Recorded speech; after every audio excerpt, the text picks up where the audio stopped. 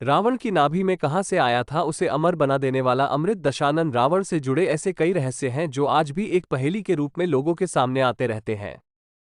इन्हीं में से एक है वो अमृत जो उसकी नाभि में स्थापित था।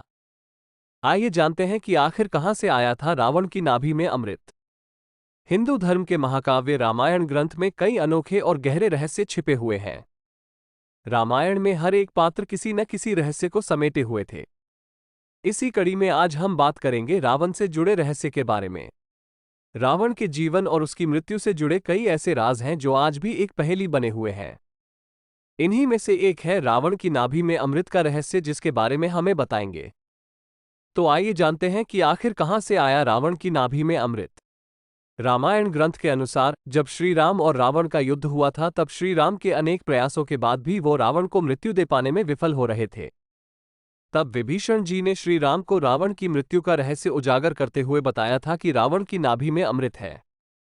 नाभि पर वार करने से ही रावण की मृत्यु संभव है, जिसके बाद श्री राम ने रावण की नाभि पर बाण चलाया और नाभि को बाण लगते ही रावण की मृत्यु हो गई।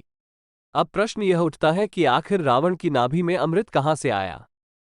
तो बता दें कि इसके पीछे एक पौराणिक कथा है, जिसके अनुसार जब बाली और रावण का युद्ध हुआ था, तब रावण को बाली ने परास्त कर बहुत घायल कर दिया था। ये देख रावण की पत्नी मंदोदरी ने रावण को अमर बनाने का संकल्प लिया।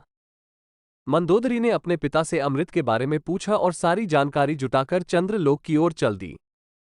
अपने पिता की सहायता से मंदोदरी चंद्रलोक तक पहुंची।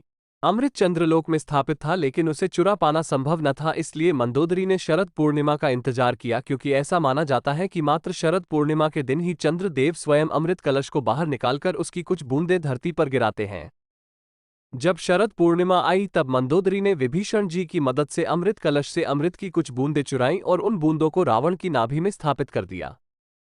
तो ये था रावण की नाभि में छिपे हुए अमृत का रहस्य। अगर हमारी स्टोरीज से जुड़े आपके कुछ सवाल हैं तो वो आप हमें आर्टिकल के नीचे दिए कमेंट बॉक्स में बताएं। हम आप तक सही जानकारी पहुंचाने का प्रयास करते रहेंगे। अगर आपको ये स्टोरी अच्छी लगी है तो इसे शेयर जरूर करें।